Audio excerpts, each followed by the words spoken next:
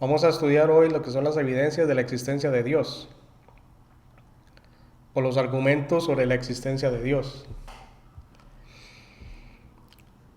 Básicamente hay 5 argumentos. El escritor del libro que estamos utilizando solo pone 4. Vamos a ver nada más estos que pone él. En el curso de teología, los que estuvieron conmigo en teología, vimos todos los argumentos sobre la existencia de Dios. Tenemos que tener claro que los argumentos de la existencia de Dios son posturas filosóficas, es decir, usando la razón para demostrar o reconocer la existencia de Dios. Bueno, el primer argumento que llama aquí el argumento institucional, eh, básicamente es también conocido como el argumento ontológico. Y lo que habla es que todo el mundo tiene conocimiento de Dios. Es decir, el ser humano tiene una noción de Dios o la idea de Dios. Y eso se demuestra por el hecho de que solo el ser humano es el único ser que es religioso. Uno no ve que los pájaros, los animales, las vacas, los gatos, ningún animal, por más inteligente que sea, o por más hábil que sea en cuanto a su capacidad mental, forma religiones o se organiza para tener una religión. Solo el ser humano es el único ser que es religioso. Es el único ser que busca algo para adorar o busca algo para reconocerlo como Dios o darle los atributos divinos. Solo eso lo hace el ser humano. Eso también se conoce en teología como el semen religionis o la semilla de la religión o el germen de la religión que está implantado en el alma del ser humano. Todas las culturas, para bien o para mal, siempre han tenido dioses, ya sea una jerarquía de dioses o un dios que es superior a dioses inferiores o una categoría de diferentes dioses que están al mismo nivel, por decirlo así. Y hay todas esas variantes, pero la idea de Dios siempre ha estado en el ser humano. Han existido religiones monoteístas, como por ejemplo el zoroastrismo, que es una religión monoteísta, aparte de lo que es el Islam y lo que es el cristianismo y el judaísmo. Aunque el zoroastrismo se podría calificar más como una religión dualista, porque el zoroastrismo tiene dos dioses, un dios bueno y un dios malo, pero los dos dioses están en un teje y maneje para ver quién gana. Están en igualdad de condición, que es la diferencia que establece, por ejemplo, el cristianismo, en donde está Dios y hay un antagonista que es Satanás, pero Satanás no es igual a Dios, o sea, Satanás no es un Dios, aunque la Biblia lo llama el Dios de este siglo. Pero el punto aquí, el argumento institucional o el argumento ontológico, es que la idea de Dios está en todo ser humano. Entonces, aunque el ateo, que se vanagloria de negar a Dios o de no querer nada con Dios, en realidad lo que tiene es un conflicto con la idea de Dios, porque no puede dejar de lado la idea de Dios. Él está luchando siempre con la idea de Dios o yendo en contra de la idea de Dios, porque el problema es que si el Dios de la Biblia es real, entonces si todo lo que la Biblia dice es verdad, el ser humano que no quiere nada con Dios realmente intuye que va a tener un gran problema. Una negación de Dios simplemente es un autoengaño. Es no querer aceptar que Dios existe o que hay un Dios. Y la conciencia del ser humano lo acusa precisamente y lo lleva a esa condición, a aceptar que hay un Dios. Bueno, en este momento quiero darles el pase a ver si alguien quiere hacer alguna pregunta o un comentario.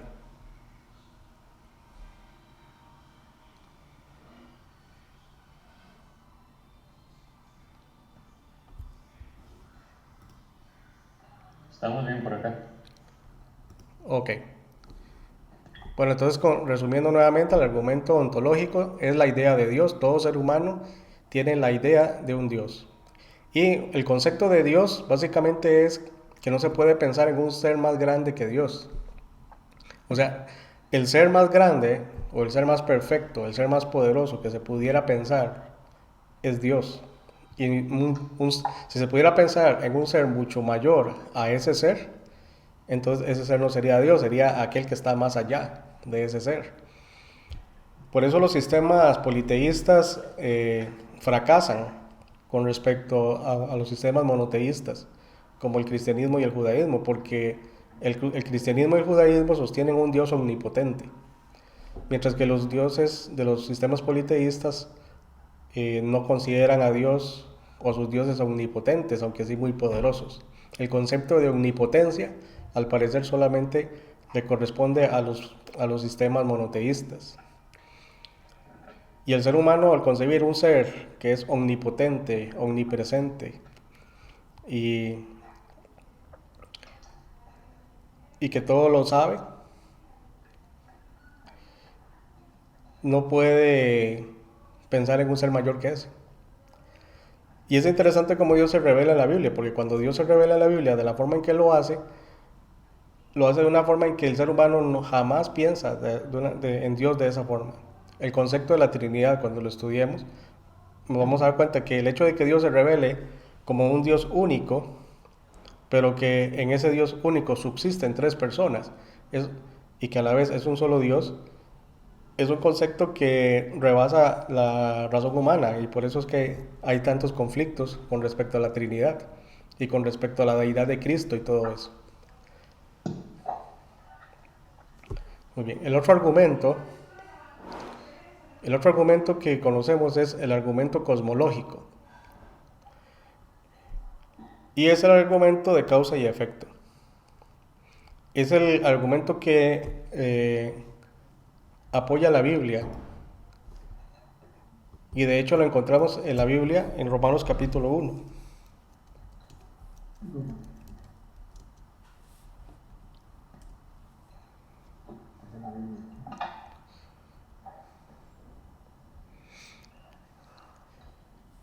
En Romanos capítulo 1, versículo 19, dice, porque lo que de Dios se conoce les es manifiesto, pues Dios se lo manifestó.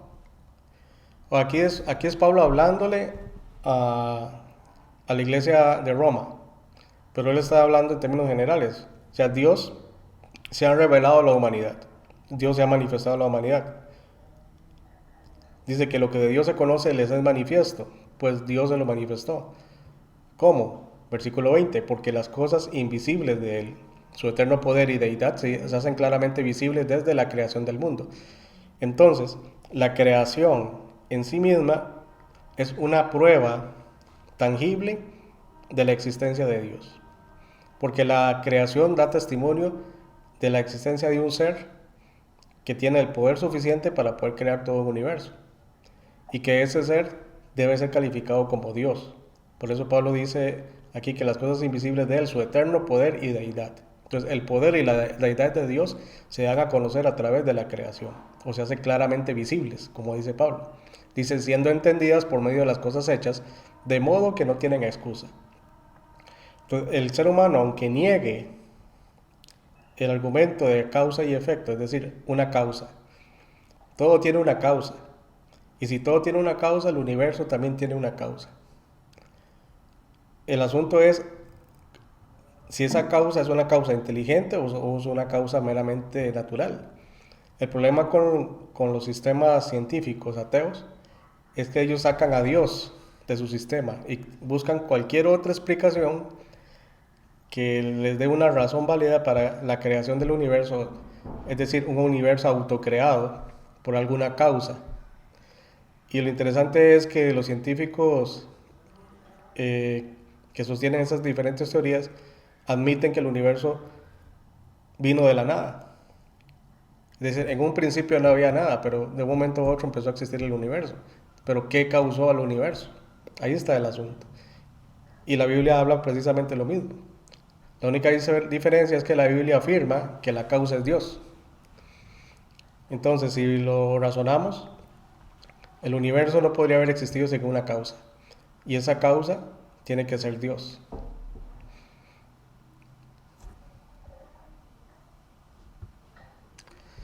Si el ser humano no quiere aceptar que la causa es Dios, eso no cambia nada.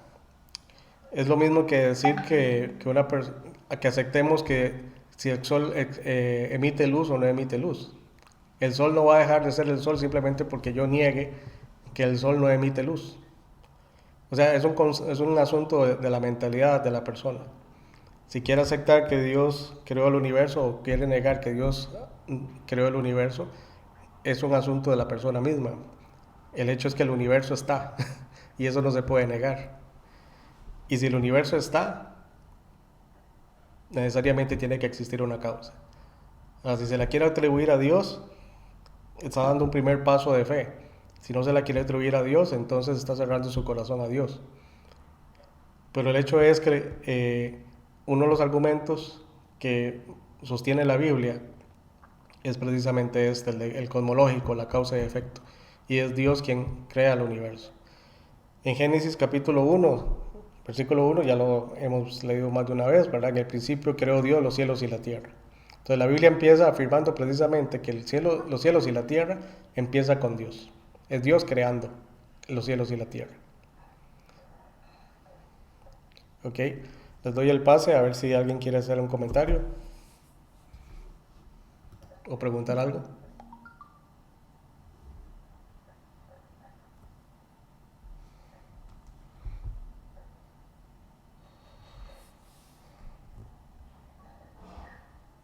Esto, Oscar, el que te va a explicar es el argumento cosmológico. El cosmológico, ¿correcto?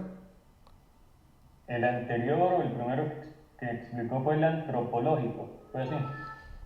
No, el ontológico. El primero es el ontológico o el argumento institucional, como lo llama acá, y ahorita el cosmológico.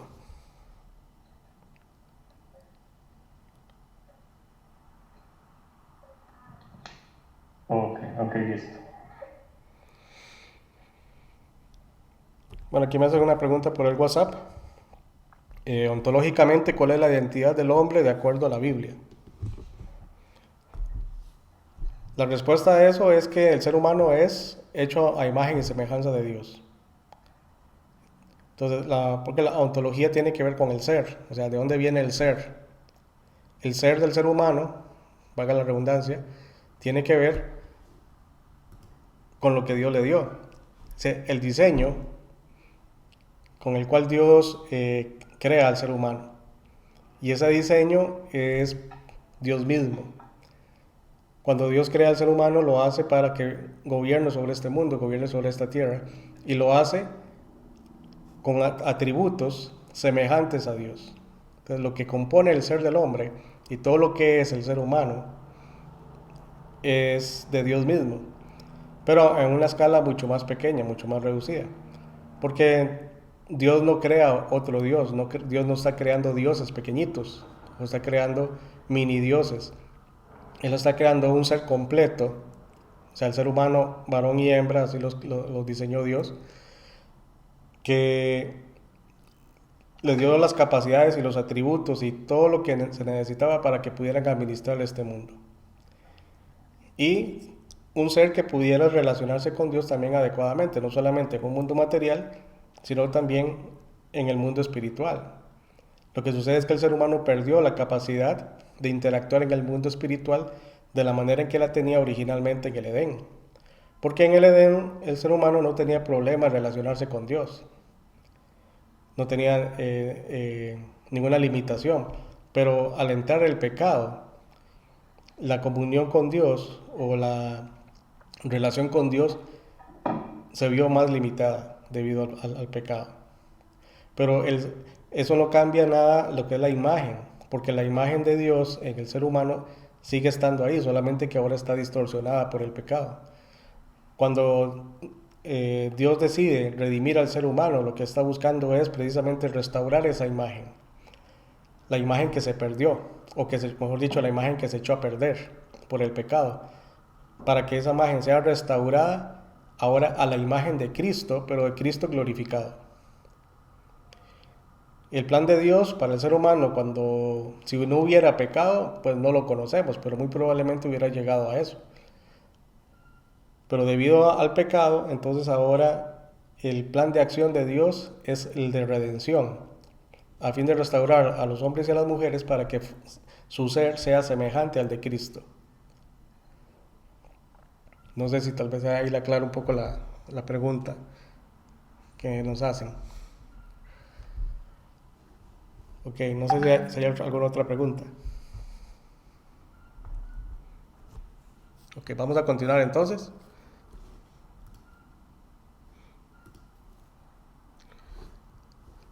El argumento cosmológico ya lo vimos, ¿verdad? Que es el de causa y efecto. Dios es la causa de todas las cosas. Bueno, ahí voy a agregar algo más al argumento cosmológico. Dios es la causa principal de todo. Dios es causa. El ser humano también es causa. Cuando Dios crea al ser humano, le da la capacidad de poder causar cosas, poder generar cosas. Eh, lo que hace Dios es sostener todo aquello que puede ser causa. Hay una postura filosófica que dice que las causas no existen, que solamente Dios es causa. Entonces, por ejemplo, si yo muevo mi brazo, no soy yo el que lo estoy moviendo, sino que es Dios quien está causando que pueda mover mi brazo. El problema con esa postura es que en ese caso, entonces, todas las decisiones que ha tomado el ser humano y todo lo que sucede, si Dios es la causa, entonces Dios es la causa del pecado. Entonces, el responsable del pecado sería Dios. El hecho es que Dios, cuando crea al ser humano, lo hace libre. O sea, libre en el sentido de poder escoger lo bueno y lo malo. Cuando el ser humano está siendo tentado, Dios no interviene para nada. Dios deja que el ser humano siga su curso de acción y tome la decisión, para bien o para mal, de él. ¿Por qué lo hace así? Porque Dios lo hizo libre. Y Dios eh, deja que el ser humano tome su elección. Entonces, en ese sentido es libre. Él es libre de elegir el camino de la vida o el camino de la perdición. Cuando Dios le habla a Israel, antes de entrar a la tierra prometida en Deuteronomio, Él les dice, hoy he puesto delante de vosotros la vida y la muerte. Y Dios le dice, escoge la vida para que te vaya bien. Dios no le está mandando a Israel que escoja la vida. Él está sugiriendo que escoja la vida. Y lo mismo hace el Señor Jesucristo cuando habla de que hay dos caminos. El camino que lleva a la vida es angosto, pero el camino que lleva a la muerte es amplio y muchos son los que andan por él. El camino angosto son pocos los que lo hallan. Pero esos dos caminos son elecciones que el ser humano tiene que tomar. Ahora el ser humano decide qué hacer, porque Dios le dio la capacidad de escoger. Entonces en ese sentido también Él es causa. Él puede causar lo bueno y puede causar lo malo. Y el pecado entra en el mundo no porque Dios decidiera causar el pecado a través del ser humano, sino que el ser humano, él solito, decidió escuchar la voz de la serpiente y caer en una condición de pecado. Lo mismo sucede en la esfera de los ángeles, porque los ángeles Dios también los hizo libres. Cuando Satanás peca o se rebela contra Dios fue decisión de él, no fue una cuestión de que Dios causó. Como alguien una vez me dijo, bueno, si Dios sabía que Satanás iba a existir, que Luzbel iba a pecar, ¿por qué lo creó? Mejor no lo hubiera creado. La respuesta que yo le di, bueno, si no hubiera sido Luzbel, hubiera sido otro. Porque Dios está previendo precisamente que el mal iba a existir. Y era algo que es inevitable. Si Dios podría haber creado un universo y haber creado criaturas incapaces de hacer el mal. Pero en ese sentido significa que no hubieran tenido ninguna libertad de elección, porque solamente serían capaces de escoger el bien, nada más. Y Dios les dio la capacidad al ser humano de elegir tanto lo bueno como lo malo. Entonces, en ese sentido, nada más quería agregar eso, ¿verdad? Que el argumento causa y efecto no es Dios el que causa el pecado, porque muchos le atribuyen a Dios los problemas del mundo, el problema del mal. Pero si Dios no hubiera querido que existiera el mal en este universo, entonces no hubiera creado seres libres. Lo hubiera poblado nada más de animales inocentes, por ejemplo. Porque el animal, en el caso de los animales, ellos no hace ni bien ni mal. Es decir, por decir algo, cuando el león caza a la gacela y se la come, él está matando a otro animal, pero no se le puede acusar de que hizo algo malo, porque esa es la naturaleza de él. Él no está eligiendo matar a un animal simplemente por matarlo, a diferencia del ser humano, que el ser humano mata por odio y toma la decisión de matar. Entonces, son dos cosas diferentes, ¿verdad? Entonces, si Dios hubiera querido un universo con criaturas que ni hicieran ni lo bueno ni lo malo, entonces no les hubiera dado una conciencia de libertad de elegir el bien y el mal, sino que Él los hubiera hecho como los animales. Pero Dios no hizo al ser humano ni a los ángeles como los animales, les dio un intelecto y les dio la capacidad de escoger y razonar y decidir si quieren seguir a Dios o no quieren seguir a Dios. Así que en ese sentido podemos decir que Dios está haciendo una apuesta, pero es una apuesta que Él sabe que no va a perder, porque al final de cuentas Él le ofrece al ser humano o le presenta al ser humano y también a los ángeles en su tiempo eh, que todo lo que Dios les está dando, su existencia y su ser, es algo bueno. Y que Dios todo lo que hace es bueno.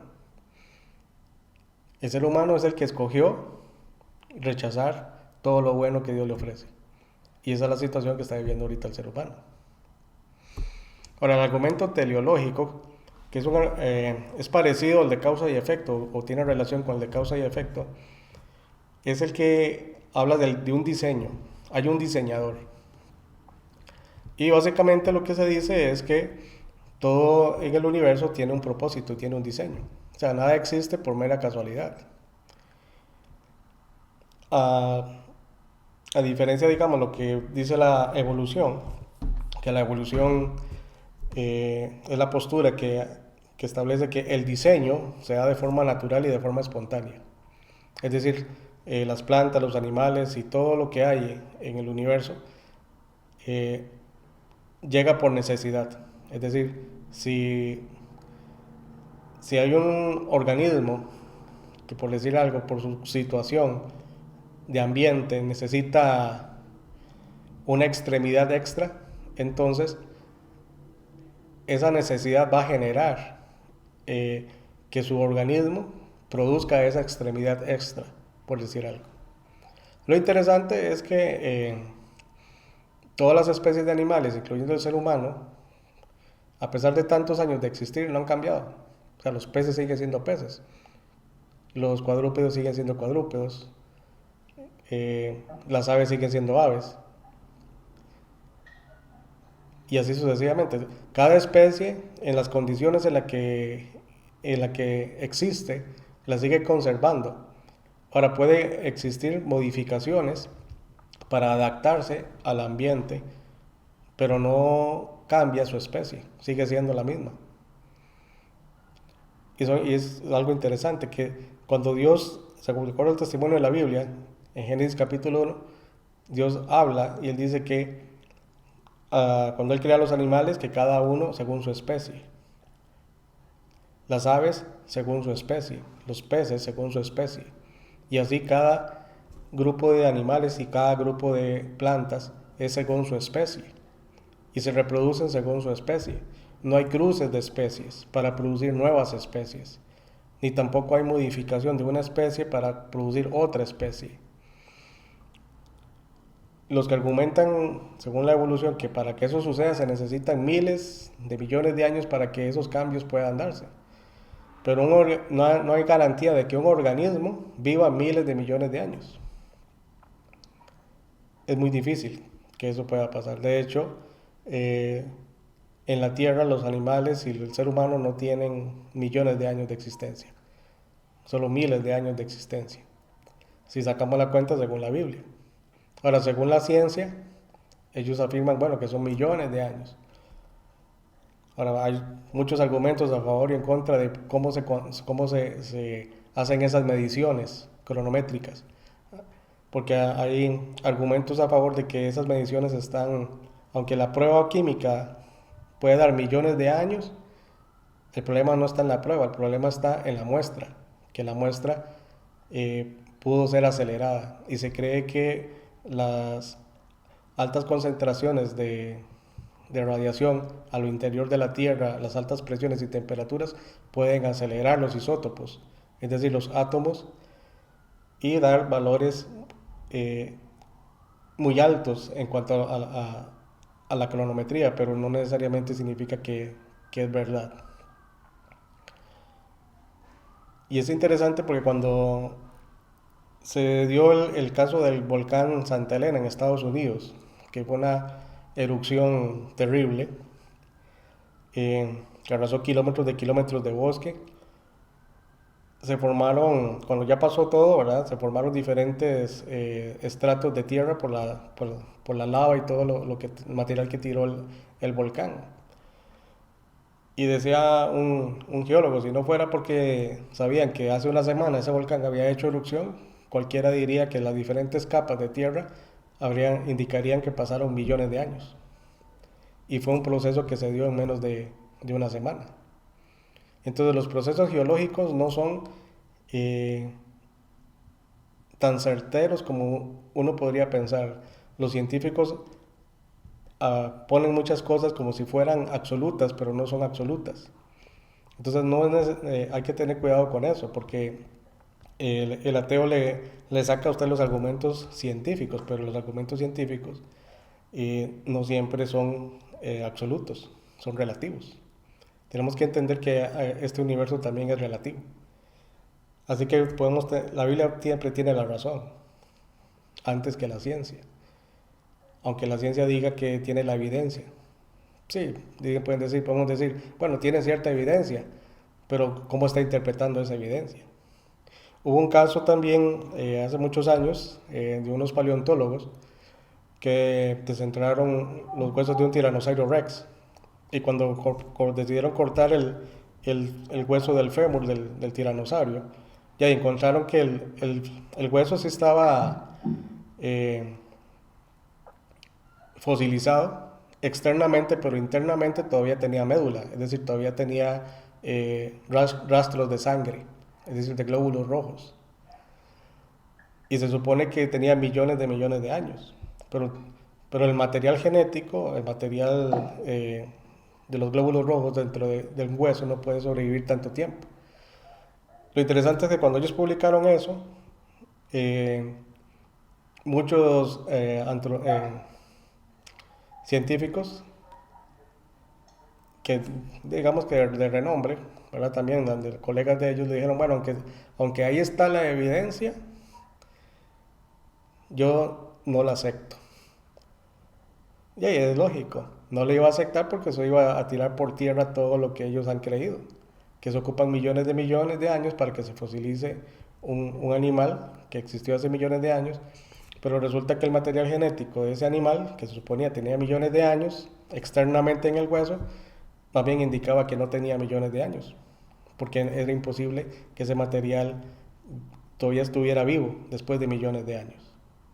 Entonces, es un ejemplo de cómo los descubrimientos científicos echan a veces por tierra muchas teorías e ideas que tienen los científicos, pero no las publican o tratan de atacarlas o ocultarlas o difamarlas para seguir manteniendo la teoría de la evolución. Pero el hecho es que este universo tiene un diseño y hay inteligencia detrás de este diseño y se le atribuye a Dios. Dios hace todas las cosas con inteligencia. De hecho, así es como lo que afirma la Biblia, ¿verdad? Que Dios hace todo con inteligencia, con sabiduría. Y todo tiene su balance. Todas las cosas que existen en este universo, las condiciones ambientales, por ejemplo, de la Tierra. Si la Tierra cambiara su posición con respecto al Sol, la vida dejaría de existir, por decir algo.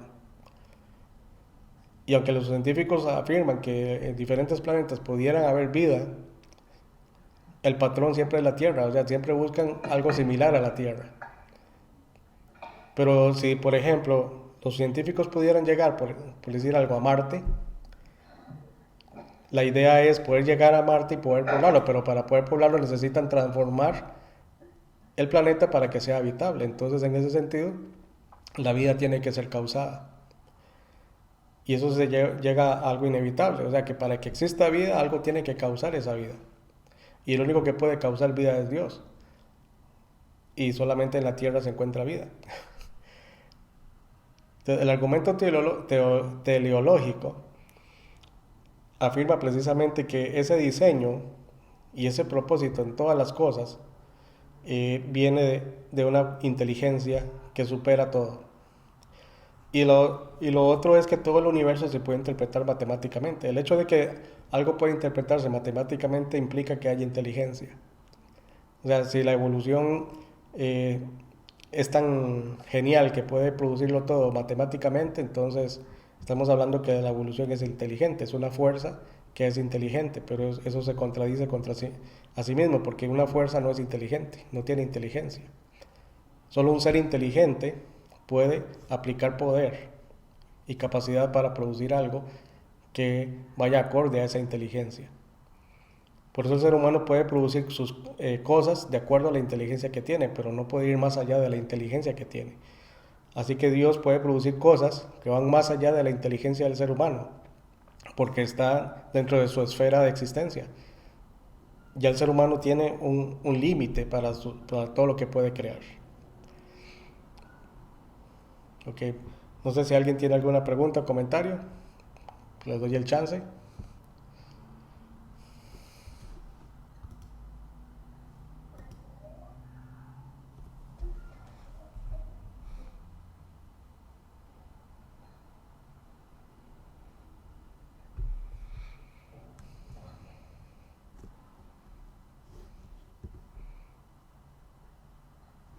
Ok, entonces el argumento antropológico.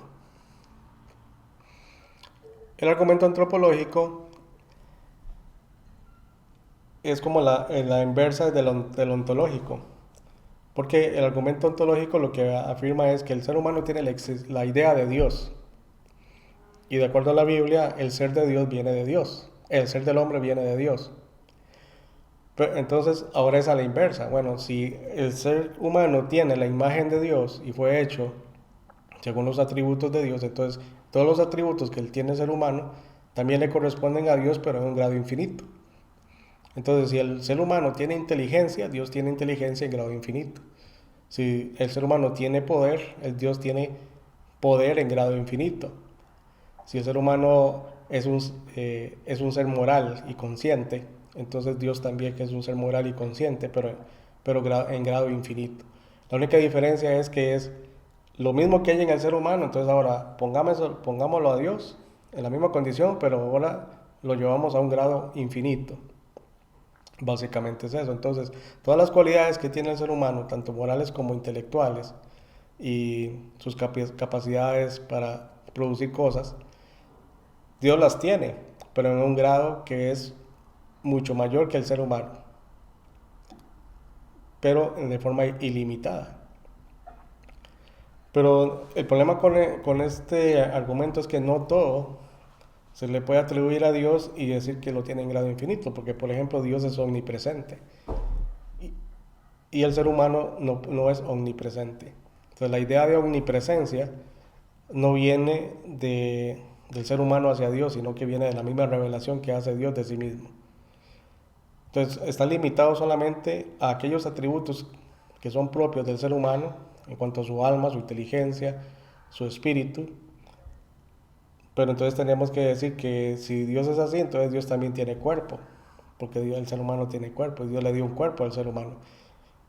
Pero Dios, de acuerdo a la revelación que da de sí mismo, Él dice que Él es espíritu. Entonces si Él es espíritu, Él no tiene cuerpo. Si Él tuviera cuerpo, sería ya un ser muy limitado. Pero Dios en sí mismo no tiene cuerpo.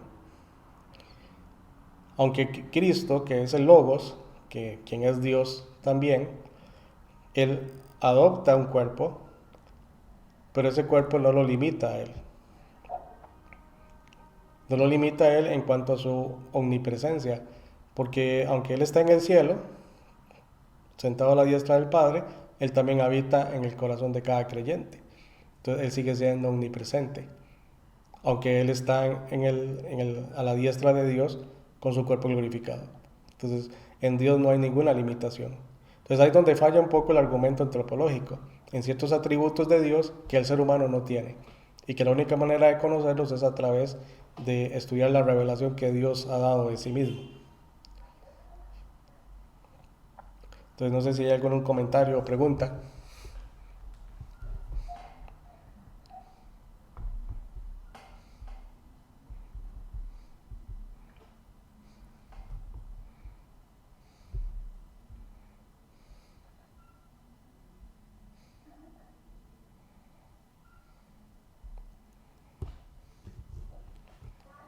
¿Ok?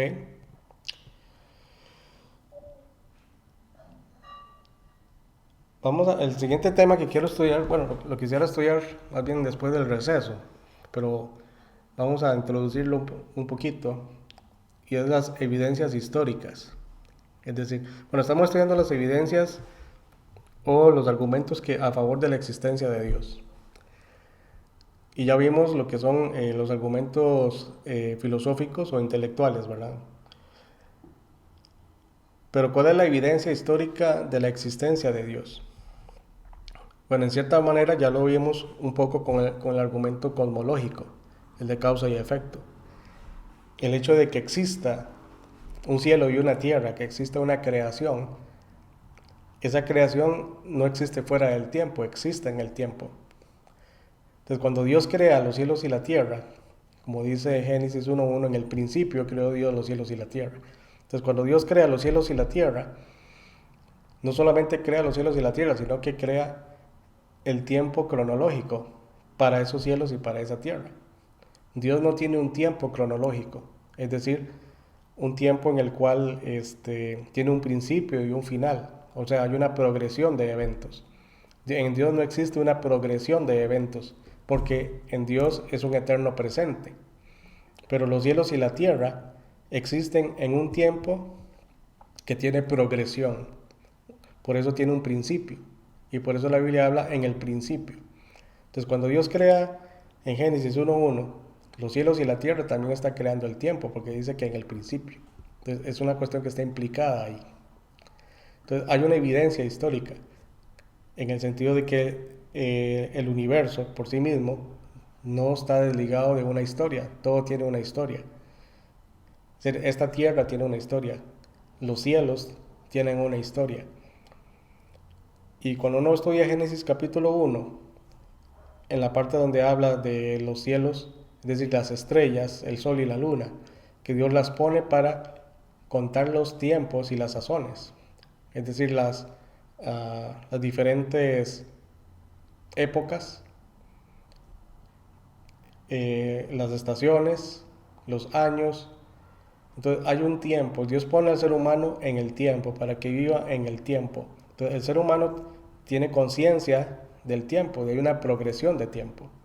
Y esa es la existencia que nosotros tenemos. Nosotros vivimos siempre pendientes del tiempo, viendo qué hora es, viendo a qué hora nos vamos a acostar, viendo a qué hora nos vamos a levantar, viendo qué vamos a hacer mañana, cuánto tiempo nos va a tomar hacer esto, hacer lo otro, cuánto tiempo nos va a tomar llegar a cierto lugar. Entonces siempre estamos dependiendo del tiempo o pendientes del tiempo. Entonces ya eso genera un registro histórico. Entonces en la historia del ser humano podemos identificar las veces o los momentos en los que Dios ha intervenido. Ahora, ¿dónde está este registro? Bueno, está en la Biblia, básicamente.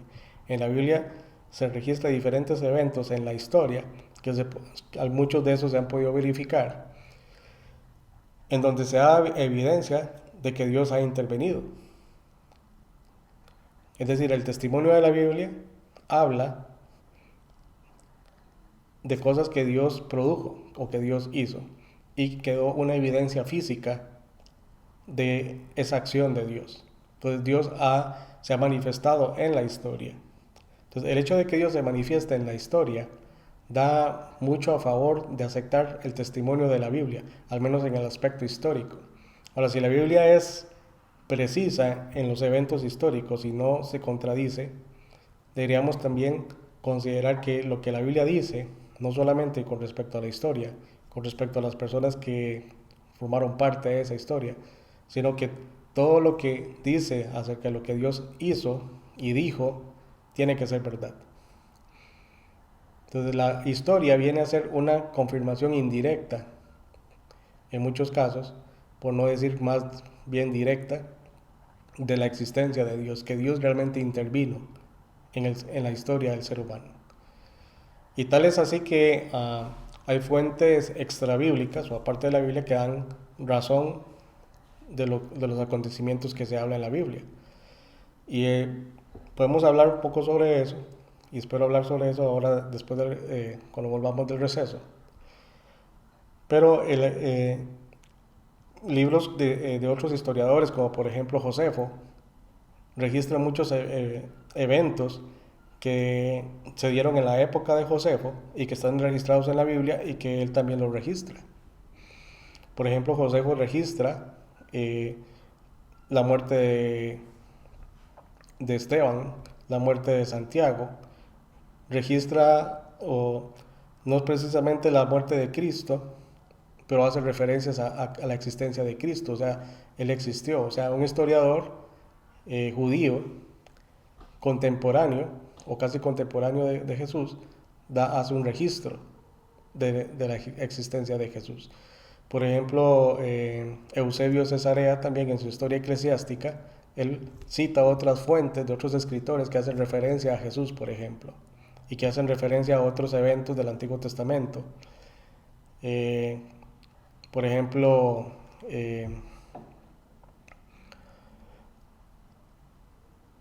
cita varios textos de los sumerios en donde se hace referencia al diluvio, por ejemplo, y fueron escritos por gente no era inspirada, y son escritos que hacen referencia al mismo evento que habla la Biblia. Entonces, hay otras fuentes históricas que dan apoyo al testimonio de la Biblia. Y si dan apoyo al testimonio de la Biblia, están dando apoyo al hecho de que Dios intervino en la historia del ser humano y que ha estado presente. De hecho, la historia del ser humano nunca ha estado desligada de la presencia de Dios. O sea, Dios siempre ha estado pendiente de la historia. Y Dios es el creador de la historia. O sea, la historia del ser humano está dirigida por Dios, sin alterar el libre albedrío del ser humano. El hecho es que el plan de Dios siempre se va a cumplir independientemente de las acciones humanas. Y mucho de eso lo podemos ver en el Nuevo Testamento y también en el Antiguo Testamento. Como las acciones de los seres humanos que pretendían hacer algo no se pudieron cumplir o llevarse a cabo porque el plan de Dios sobrepasaba esas acciones. Entonces, las circunstancias siempre van a favorecer el plan de Dios. Las acciones humanas van a ir de acuerdo al plan de Dios. ¿Cómo podemos ver eso? Principalmente la crucifixión de Cristo. El hecho de que Cristo muriera de la forma en que tenía que morir, independientemente de las acciones de Pilato, independientemente de las acciones de los fariseos, independientemente de todas las acciones de todos los que intervinieron en la muerte de Cristo, todos ellos lo hicieron sin ser conscientes de que estaban cumpliendo la voluntad de Dios o estaban cumpliendo con el plan de Dios. Y sin embargo, ellos lo estaban haciendo en forma libre. Dios no estaba manipulando ni interviniendo en los pensamientos de ellos para que ellos tomaran esas elecciones. Fueron las elecciones que ellos tomaron y sin embargo llevaron a la conclusión del plan de Dios de que Cristo tenía que morir en la cruz. Ese es un ejemplo en donde podemos ver cómo el plan de Dios se cumple en la historia. Ok, voy a dar chance a ver si alguien quiere hacer alguna pregunta o comentario antes de ir al receso.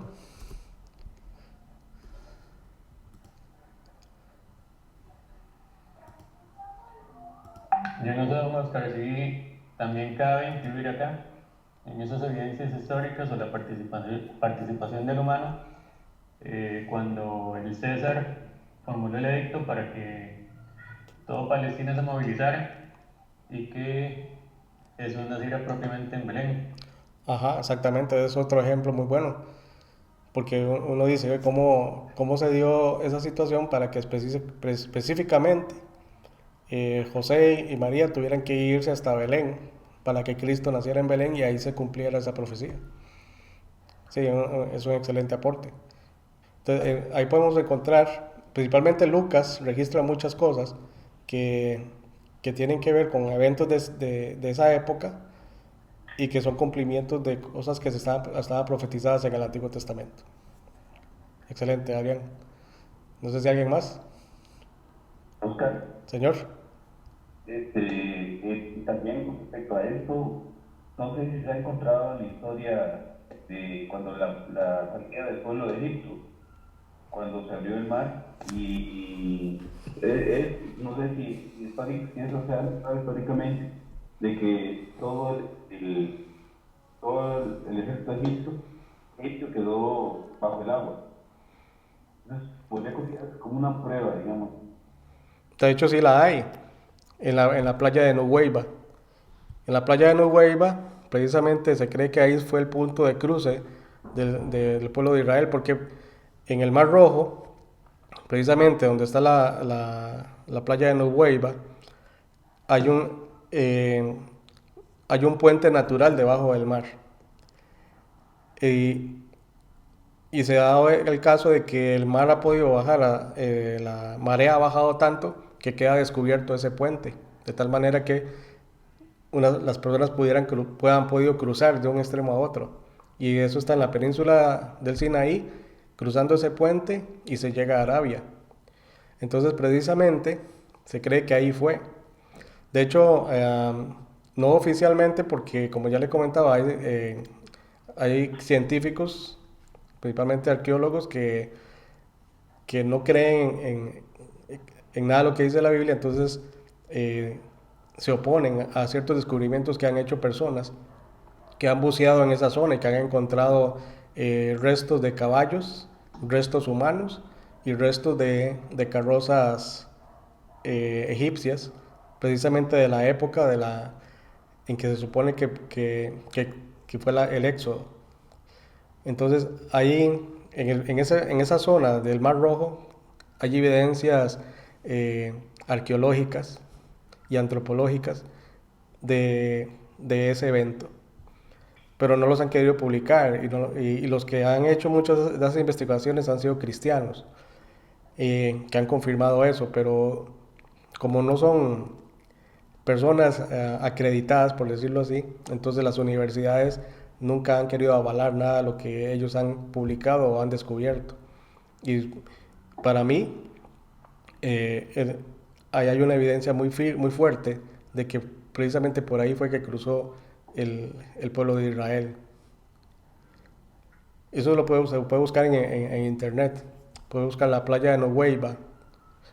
Entonces, que eso está en la península del Sinaí. Y hay muchos sitios web en donde hablan sobre precisamente de que de las evidencias de que ahí se han encontrado ruedas de carros de los egipcios, huesos de caballos, huesos humanos, que han estado ahí, que están cubiertos por coral, pero que están en el fondo del mar. Entonces no se explica a la gente cómo puede haber tanta, tantos huesos y tantas eh, piezas de carrozas ya, que eran propiamente el ejército del faraón, que ahí quedaron sepultados en el mar.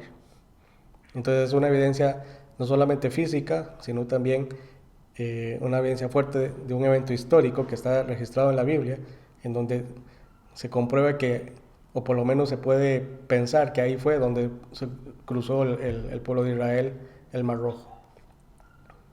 Sí.